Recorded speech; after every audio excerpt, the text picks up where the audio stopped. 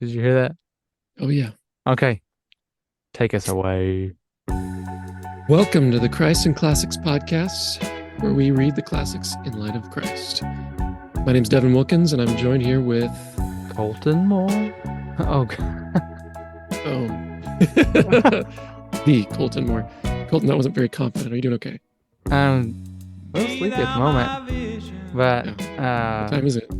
oh gosh, 9:45. 9:45. It's like an hour and a half past my bedtime, Mm-hmm. so I'm a early to bed, early to rise kind of guy. Yeah. Meanwhile, I still have a few hours left in the day. Oh my gosh, I can't do that. Whenever I go to bed late, uh, I regret it for the first 6 hours of the next day. I'm like I told you earlier, I'm like an 8 o'clock, 8:30 to like 3 in the morning, 3:30. That's my jam. If I could have it my way every day, that would be Mm. fantastic. Well, we are in episode I believe we're in episode 12, book A, not book 8, book what book are we in? Book 9. Well, Colton, let me say something here. We, I think maybe we said this last go around, but this is the first time that we're changing up the format a little bit. Instead, before we were reading a book at a time and discussing a book at a time, but now we're actually taking chunks. So today we're going to be discussing books 9, 10, and 11.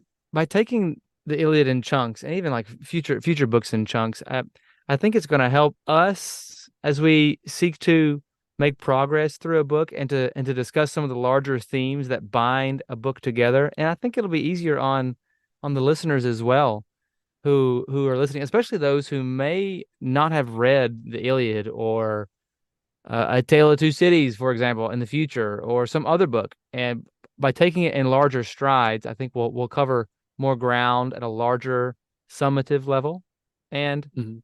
we'll see how it goes. Yeah, yeah, So, yeah. I think in I can't remember which book, but it's one by J. Mortimer Adler. Where he's talking about the Paideia method, where they oh, the Paideia discuss. proposal, Yeah, good one. um, but he always suggests readings of 50 pages at least, and a book of the Iliad doesn't quite hit the 50-page mark. Two books would, and today we're hitting three. Oh yeah, Like oh yeah. this, I don't know how many pages this was, but it was a lot. It was quite a bit. It was quite a bit, and I mean, I've got the upper hand with you because I'm reading this with my ninth graders. I mean, we just passed through these books, I guess, a couple of weeks ago, Hey, Colton, and I've got the upper hand with you because I'm reading this with my friend Colton for this podcast. well, I certainly enjoy doing this with you and going through this. So let me go ahead and get us started. Books 9 Yeah. through 11. Book All 9 right. begins with Agamemnon despairing as the Trojans advance toward their ships. Nestor suggests that he make amends with Achilles by saying, quote, "But even so late as it is, let us contrive to set all this to rights to bring him round with gifts of friendship and warm, winning words." And unexpectedly, Agamemnon agrees. Ah. He commits to giving loads of treasures to Achilles, including the girl Briseis, whom he says he never had relations with, plus his pick of the ladies and the spoils of Troy. Once it's won, he even promises one of his daughters to Achilles. Here's the catch: only if Achilles will submit to Agamemnon. Yeah. Ew. Odysseus and That's a gift. Odysseus and Big Ajax lead the convoy to convince Achilles. They relay all that Agamemnon has said, and Achilles flatly refuses it, clinging bitterly to his rage toward Agamemnon, who has just shamed him publicly. No reparation will suffice since honor is at stake. I mean, we'll just leave it at there. Since Achilles' honor is at stake, there's a whole lot we Hmm. can go into that and that's them. But Phoenix, like a good mentor, also dissuades him, saying, "The spirit inside you is overpowered by anger." A constant refrain we're going to hear as the Iliad rolls on of Achilles' relentless anger. He Yeah. accuses Achilles of having an iron and ruthless heart and urges him to toward forgiveness. And he gives a speech essentially urging Achilles to take the gifts Agamemnon offers rather than come to the Achaeans' aid without gifts down the road. Ultimately, Achilles is cold. He refuses. And Ajax chimes in and remarks, and it's Achilles, come on, put some kindness into your heart. But no, Achilles says he'll only rage in the fighting once Hector makes it all the way to his own ship, having slaughtered many more Achaeans. Essentially, Achilles is not refusing any sort of agreement. Sorry, he's not accepting any agreement until Hector comes all the way to his own ship. Only then he'll Right. come out.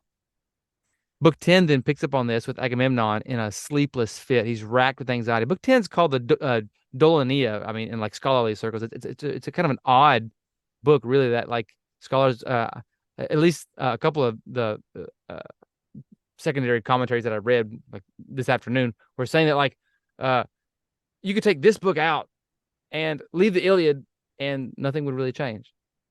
That's interesting, and as we'll see. So Whoa. Agamemnon's gonna seek out Nestor, but he runs into Menelaus first, who goes to wake the other leaders, and Agamemnon seeks out Nestor, and they get the lay of the battle lines in the night, mapping out a plan. They all convene, and Nestor proposes to go out to spy on the enemy and gather intel. And ultimately, Odysseus and Diomedes agree to be those two folks who go out. Now, meanwhile, the Trojans are doing the exact same thing. All right, you guys go and spy on the Greeks, and they choose one guy, poor guy named Dolon, whose name in who's the roots of whose name in Greek have the idea of like deception or connivery. So Oh, and so there's like this marauding in the night kind of trickery going on between both sides. And so I love your Diomedes, Greek expertise. That's great. I am not a Greek expert. I You're pretty good. Diomedes and Odysseus end up capturing this dude Dolan, and they get all the intel out of him, and he's pleading for his life. And then they lop his head off. They end up Ugh. then going and attacking some Trojan allies, the Thracians, killing 12 of them, snatching all their horses, and going all the way back to the ships where they bathe, eat, and are happy with a night's work of marauding. Mm. Interesting book. And then book 11 comes, and we see Zeus, and he causes the Achaeans, the Greeks, to lust for battle once more by sending the goddess strife among them.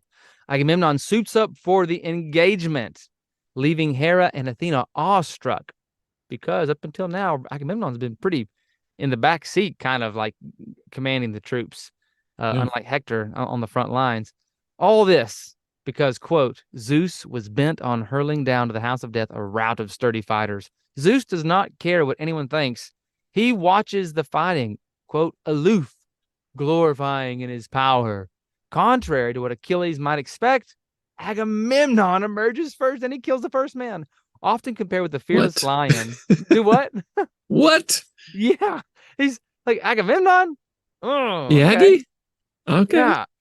And so in the midst of all his merciless killing, uh he's wounded, and Hector drives the Trojans to strike. Once he's wounded, cowardly Paris shoots Diomedes, I believe in the foot. Ooh, Mm. who If you're gonna flees. shoot Diomedes, you got to shoot him somewhere Good not in grief, the you got to foot. kill him. It's like the Greeks have got this powerhouse of heroes on their team. Homer was evidently biased against toward the Greeks. No, So but one dude keeps them all at bay. One Hector, dude. right, Yeah. right, and that's worth pondering too. It's interesting. That is worth pondering. Yeah. Uh, Diomedes is wounded. Odysseus is wounded, stranded. Then Ajax saves him. Ajax kills many himself while he's trying to save his friends. Hector continues to advance, and Ajax retreats. Woo. This is interesting because Hector's really only afraid of Ajax in the Iliad until the very end of the book, where he's running away from Achilles. Right. Eventually, Achilles notices that their healer, their medic, seems to be wounded, and he says to his brother in arms, his best friend, whom he helped raise, Patroclus, hey, go out and see if that's Machion, our medic, the healer. See if he's By the way, wounded. when Colton says Patroclus, he means Patroclus. or Patroclus. Eh, eh. You know, that's probably a growth area of mine. I could probably be more consistent with these pronunciations, but uh, It's all good. yeah. I mean, All if right, so what happens? What happens? I'm on my Patroclus goes and speaks with Nestor, who shares a long story, goes about his own glory on the battlefield, um, and he recalls his advice from his father to Patroclus, and he says to him, "Give Achilles sound advice, guide him even in the battle. Achilles is going to listen to you. Like call him out. We need Achilles' help. Go tell your friend to come out." But then, right at the last second, he also tells Patroclus, uh, "Go and lead your troops, the Myrmidons, into battle, wearing Achilles' armor, in an attempt to deceive the Trojans." Patroclus seemed to convinced with that. I mean, his heart flourished uh, with fighter's blood, and then he goes back, and that's the end of the book. And so we're left with book 11, thinking, "Oh, how's Achilles going to respond? Is he going to come out of his shell? Is Patroclus going to lead? What's going to happen?" There's a lot we you can know talk about here. one thing I didn't realize until or at least I didn't remember until this reading is that Patroclus is older than Achilles. Hmm. Did you catch that? In the advice or the advice that Nestor was recalling that Patroclus's father gave him, he says somewhere in there that you're not as strong as him, but you are older than him. Yeah, I I was think like, wait, earlier in for the real? Iliad, Homer goes into a little bit of detail explaining how I think Patroclus helped raise Achilles in Phthia. So That that I have shut all of that out of my mind. In my mind, Achilles is some great elder to Patroclus who's his servant boy or something. That's yeah. just Well, that's just my poor memory. there's there's a lot we could talk about here. I mean, the most obvious purpose of this section of the Iliad is to set the stage for the Book tragedy that 24. comes in book 16, actually.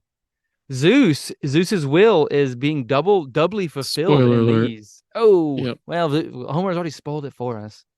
Uh, Uh, Zeus is like fulfilling his will doubly by answering Thetis' prayer to glorify Achilles, yeah. but then also fulfilling his promise to raise Troy to the ground by sending Patroclus out to war, which will eventually result in his death, which then brings Achilles out. But Mm, what should we talk mm, about, Devin? There's a whole host of things that we could explore yeah. in these three books. Yeah. So um, I'll go with my hobby horse this go around, but feel free to totally overtake me. So my question is, I was backing up and trying to look at the whole of these three books, and what I noticed was, man, Agamemnon comes up a whole bunch here. There in book 9, uh, Agamemnon is, let's see, book 9. Uh, he's trying to restore his relationship with Achilles, and in fact, Mm, it seems like he turns over a new leaf of sorts. But yeah, then in the next book, Agamemnon is freaking out. I mean, he's filled with anxiety, and that's what pushes them to send the marauders out.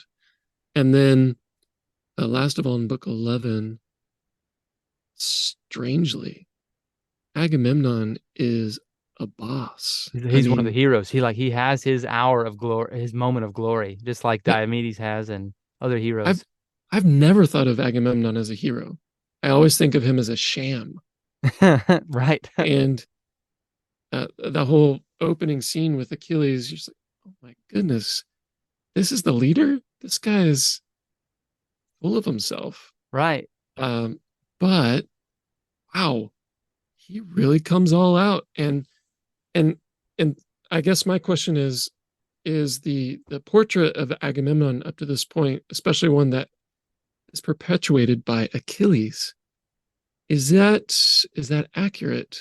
Um, it seemed accurate before, but is it mistaken, or are we then okay? If we were mistaken, then what does that do of our perception of Achilles then?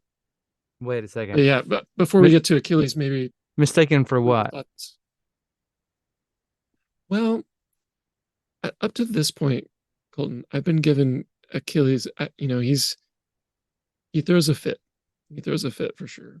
But I cut him some slack because Agamemnon was terrible to him. It Oh, right. was there was a lot of shame there, and I mean, Agamemnon was a jerk. Um, and so, but but what if Agamemnon actually is quite heroic? you know, in the in the Greek Mm, mm. conception, anyways. I mean, he's impressive, and he is constantly compared to a lion.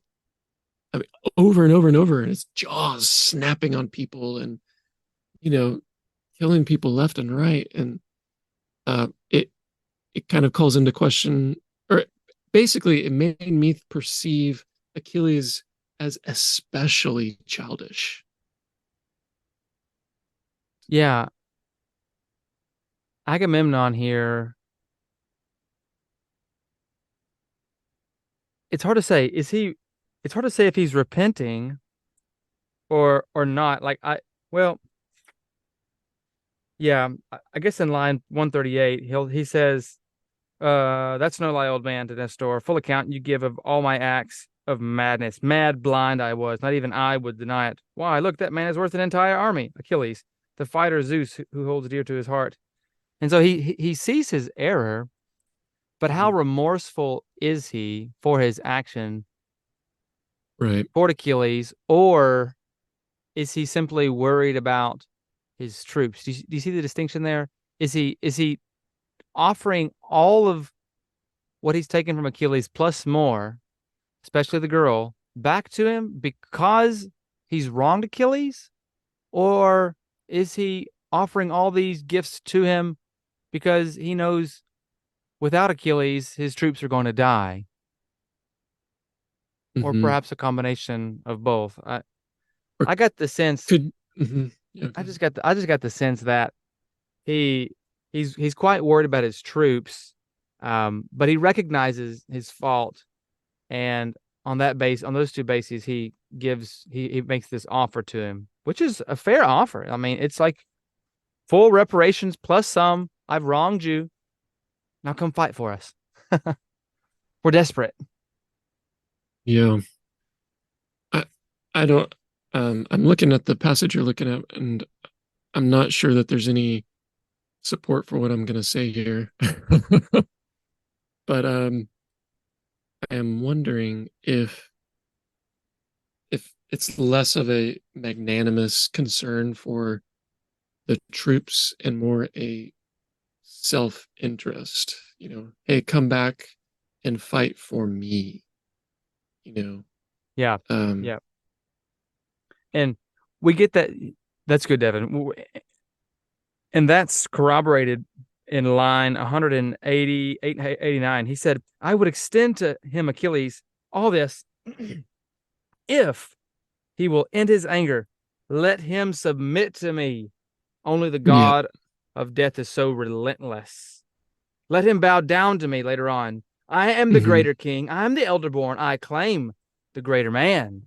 Oof. So we still have a sense of uh, air and superiority and Yeah. arrogance in Yeah. Agamemnon's tone, and Achilles seems to catch on to that and respond accordingly. But Right. I mean, as far as like, is is Agamemnon a hero in this Greek sense, which seems to be a glory-driven warrior who is Hmm. strong, fearless, brave? I mean, we see in book 11 those characteristics. And I mean, it seems like to me, at least in this book, in this poem, to be a Hmm. hero doesn't necessarily entail that you're a morally upright individual, right? Right.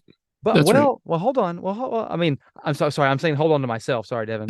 Like, 'cause I'm thinking out loud because it's really clear to me that Homer portrays Hector in a really positive light for his moral attributes. Hmm. And um, I tend to believe that those moral aspects of Hector that are admirable are playing into his um, heroism, Hmm. and maybe only the warrior physical side of the hero is just one part of him that Agamemnon and also Achilles is lacking. That maybe is found in Hector. I know I'm like pulling Hector in here when Hector's kind of like taking a back seat in these books. It's like Agamemnon Hmm. and the Greek heroes take the front seat in these books. But those are my thoughts. Yeah. Yeah. Um, yeah. I always sense with Hector that he's something of a tragic hero. But then again, so is Achilles. Uh, well, I don't know. Maybe my opinions will change a little bit there as we, um, near the end on a fresh reading. But, Yeah, yeah. And so you asked another question. Is Achilles' version of Agamemnon, which seemed accurate before, mhm. is that actually mistaken? I would probably say no, it's not. Because the same self-seeking, self-glorifying Agamemnon that actively sought to harm Achilles is the same self-seeking, self-glorifying Agamemnon who's giving all these gifts back to Achilles under one condition. You sit under my foot. You know your place. I'm You'll above you. even you'll And even for be my Achilles, son. right, right. And so as a result, is Achilles' wrath immature, you asked? Um, Perhaps. I think his frustration is warranted. uh, but his Yeah. outright denial of the gifts, even though like the girls give him back, just demonstrates Achilles' ultimate concern is not the gifts themselves, isn't really the woman he loves, but as he'll say in line, in book 11, Mhm. uh, it's all about his honor and his own reputation that's at stake. I mean, Yeah. he does choose to go to Troy to die a short death, but Yeah. his glory reigns forever. Were you shocked that Achilles was still waiting around? I mean, he had he had left some time ago, and why on earth? I would be surprised if I was, Odysseus or Ajax or Nestor or whomever, to find that he's still sitting there, playing uh, you know, playing frisbee on the beach. Yeah, yeah. I like your question, Devin, because this is really w- currently I'm in we just finished book 23 in my ninth grade Oh, class, and we're about to hit book 24 tomorrow, actually. oh And man, uh, you're not going to be able to sleep tonight. I know it, I know it. And so this is really Agamemnon's only spotlight in the book. I mean, Diomedes' glory chapter was book 6. Odysseus Hmm. doesn't really get a big hero chapter in in this poem because he gets Because Odysseus gets a an bigger entire hero book. right. You catch what I said there? Bigger, Wait, oh, like better, bigger is better? bigger and better. No. Oh yeah. Ajax gets lots of glory. He Hector's Hector's day is no, Diomedes was book 5. Hector's glory is in book 6. This is Agamemnon's time. And Hmm. even still, he's still kind of a one of those leaders that you just don't want to submit to because he's just full of himself. Hmm. And Achilles sees it and is not really responding the best way, or at least his mentors say.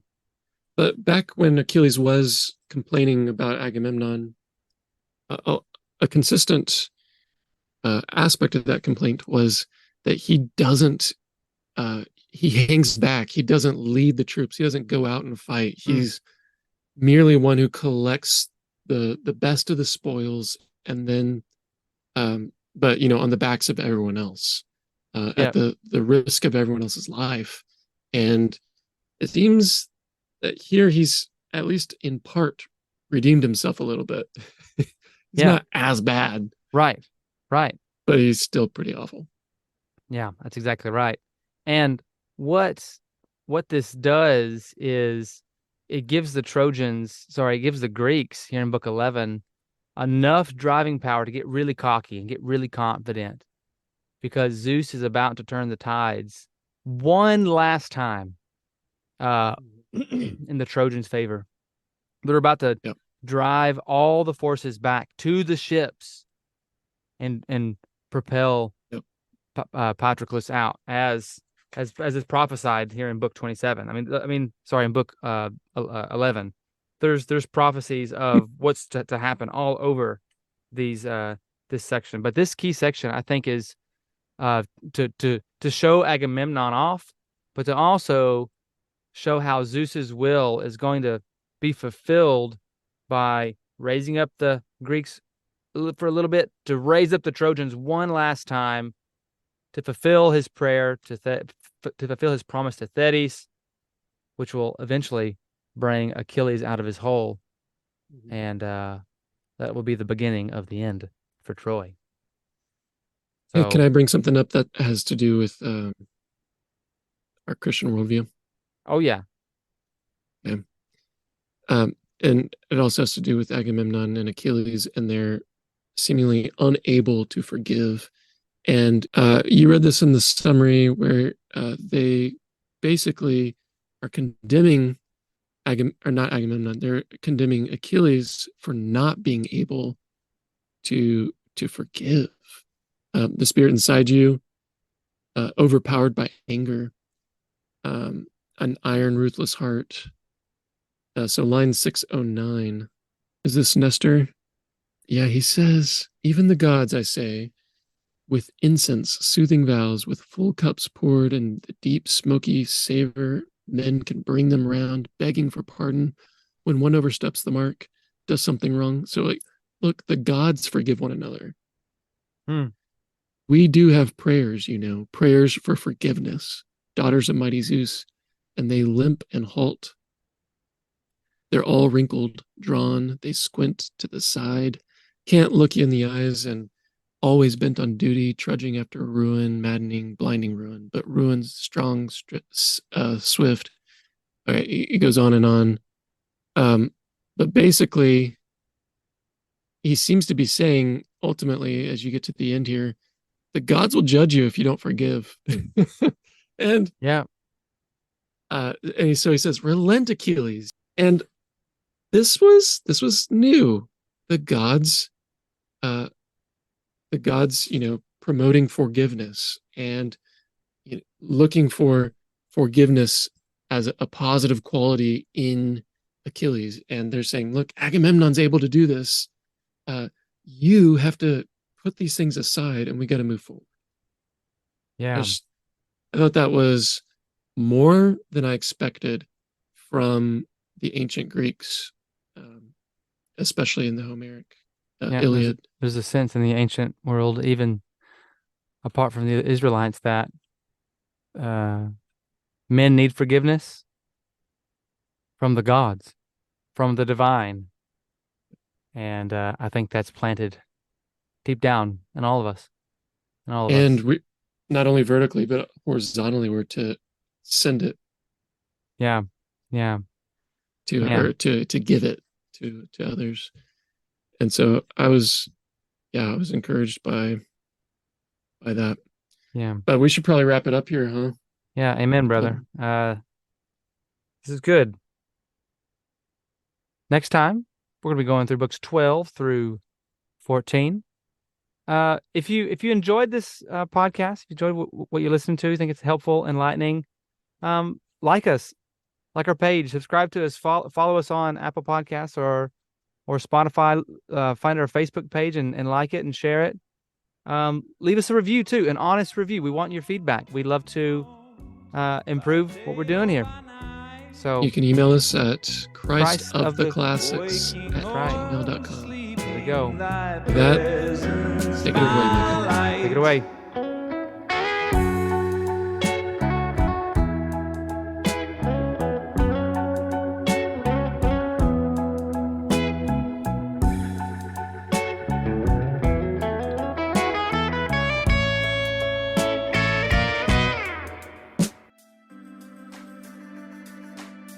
Interested in growing your ancient language skills but not sure where to start? Glossa House can help. From illustrated readers and short stories to lexicons and grammars, Glossa House offers a variety of resources for beginning, intermediate, and experienced ancient language learners. Head to glossahouse.com today. Glossa House, language resources for the global community.